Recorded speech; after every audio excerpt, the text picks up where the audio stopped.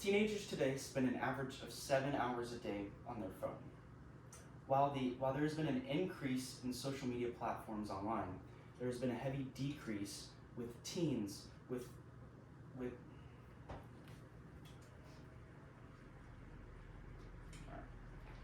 Teenagers today spend an average of 7 hours a day on their phone. While there's been an increase in digital platforms online, the mental health of kids has decreased significantly over the past 20 years. As I have learned, this environment is contributing to increasingly elevated levels of stress, anxiety, and depression among teenagers. Mental health is a serious problem that is a growing concern among teenagers, and action should be taken to stop it. Let's look at what I'm going to cover today. Today, I'm going to be talking about the problems facing teens with mental health, the causes of it, and some solutions we can take to stop it. Let's take a look at the problems. Teen mental health has become a major problem in the United States. The combination of academic stress, social media comparisons, and constant digital stimulus has created an unhealthy emotional environment for our teens. According to the Center of Disease Control and Prevention's, their 2023 Youth Risk Behavior Survey, 42% of high school students report persistent feelings of sadness or hopelessness, a dramatic increase from previous decades. This constant exposure also exposes them to online judgment and social comparisons, which increase the stress levels in the kids. Also, a cycle is being created that puts youth at serious long-term developmental risk, including sleep deprivation, emotional dysregulation, and increased risk of self-harm.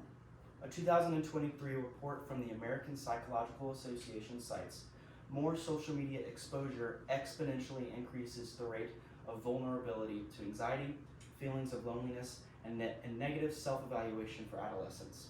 Also, based on a 2024 National Institute of Mental Health and the U.S. Department of Health and Human Services, they say that short-term effects are sleep difficulties, irritability, distractions, panic, and withdrawal from social activities. Long-term effects are major depressive disorder, chronic anxiety, substance use, and a higher risk of suicide. Let's take a look at some of the causes behind this problem. Before I move on, I want to point out this chart that shows the increase of sadness and hopelessness throughout the past decade. And notice how there's a more increase in females. All right, the first cause is the rise of digital and social media use among teenagers. This widespread use of smartphones and social platforms has become a constant comparison, online pressure, and emotional overload, which has become much easier for them to experience over time. This process is fast, constant, and often overwhelming, making it hard for teens to disconnect and maintain healthy emotional boundaries.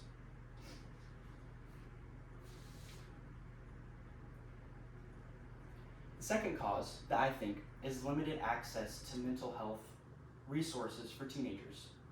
Many teens struggle to receive proper support because mental health services are expensive, difficult to access, or not provided at their schools.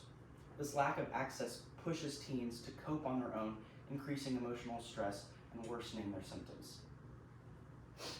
A review in eClinical Medicine in 2024 reported evidence that psychosocial interventions for youths showed reductions in depression and anxiety symptoms for up to 2 years, as this graph on the right shows.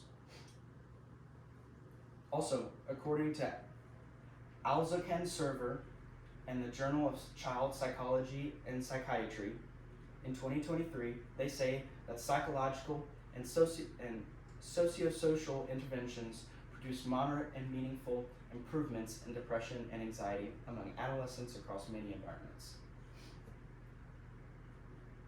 Let's take a look at some of the solutions that can help this. We need to persuade the U.S. government to pass some legislation and policies to help out our students. Some of which could be increasing school-based mental health services. They could establish nationwide evidence-based mental health programs to help our kids. And then also there's group-based and community-based mental health programming to supplement that from the federal government.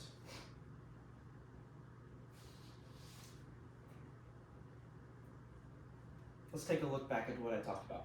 I talked about the problem causes and the solutions to help us help with teens and their mental health. Teen mental health has become a major problem in the United States. I feel like that's pretty clear to see.